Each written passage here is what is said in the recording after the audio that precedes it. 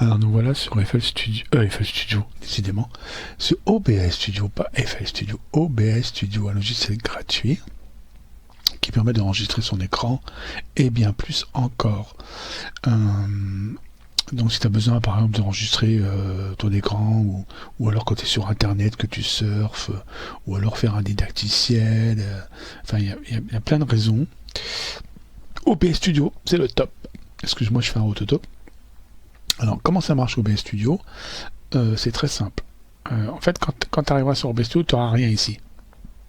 Tu n'auras pas image, tu n'auras pas de capture d'écran. C'est moi qui l'ai fait, qui l'ai fait avant toi.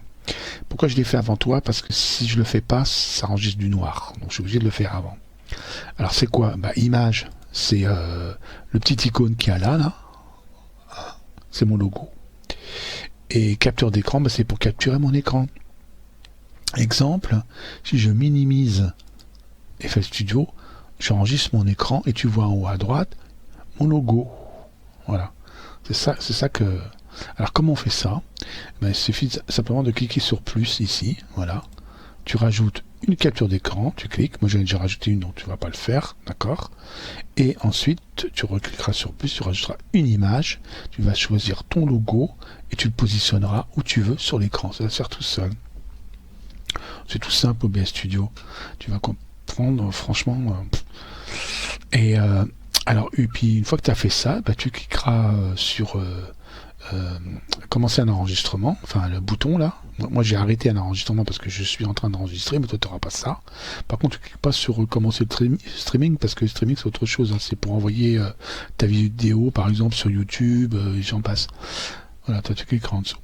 Et une fois que tu auras fini, bah, tu cliqueras sur arrêter l'enregistrement comme je vais faire maintenant. Voilà, ça c'est la première leçon. Tout simplement, déjà enregistrer son écran et rajouter un petit logo. Je te dis à bientôt pour de nouvelles aventures. Alors, on va passer à la deuxième leçon.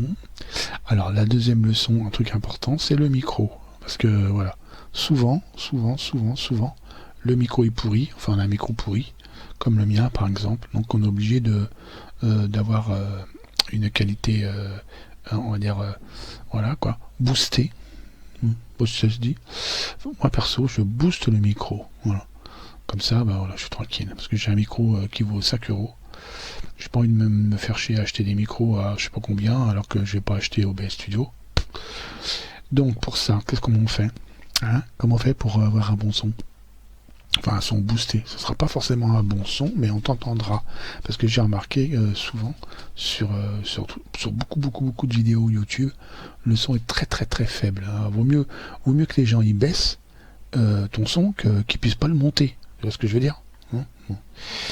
Alors pour ça, tu vas, tu vois, il y a un micro auxiliaire là, et à droite, tu as une roue dentelée. Tu cliques dessus. Là, il y a marqué filtre. Tu cliques dessus, encore. Tu cliques, tu y es. Et là, toi, tu n'auras rien, mais moi, j'ai compresseur, parce que j'ai rajouté un compresseur. Comment on fait pour rajouter un compresseur? On clique sur plus, et on clique sur compresseur. D'accord? Alors, une fois que tu as fait ça, tu vas te retrouver ici avec plein de trucs à régler, là. Bon, moi, je l'ai réglé comme ça, mais toi, tu le règles comme tu veux, hein. Après, tu fais des tests, tu vois, tu règles, tu enregistres, tu t'écoutes, tu règles, tu enregistres, tu écoutes. Il faut au moins faire, je sais pas, moi j'ai dû en faire une vingtaine de tests. Et bah toi, en fonction de ton micro, tu feras autant de tests. Ou sinon, tu piques ce que j'ai fait là. Tu vois, je vais te le laisser d'ailleurs. Ça c'est, attention, alors ça c'est valable pour un micro à 5 €, d'accord? Un micro pourri. Et puis c'est tout. Après tu fais fermer. Voilà.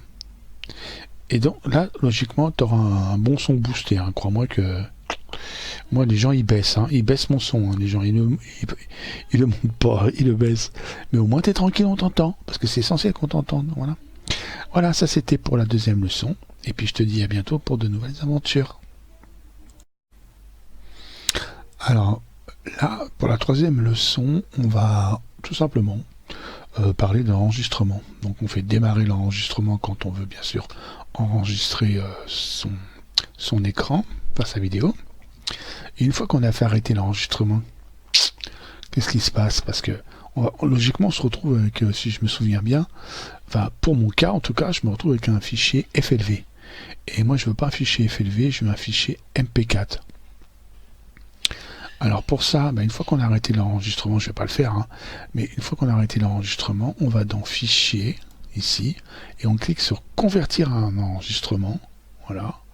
Donc on va chercher ici dans Parcourir, là, le fichier FLV. Alors logiquement, j'en ai pas. Ah si, j'en ai un. Voilà. On clique dessus. Voilà. Et on fait Convertir. Ici, tout simplement. Une fois que c'est fini, on fait fermer. Voilà. Et il va convertir le fichier FLV en MP4, donc un fichier quand même plus commun, quoi. Voilà, qu'on peut facilement partager partout et ajouter sur YouTube et j'en passe. Voilà, tout simplement. C'était la troisième leçon et je te dis à bientôt pour de nouvelles aventures.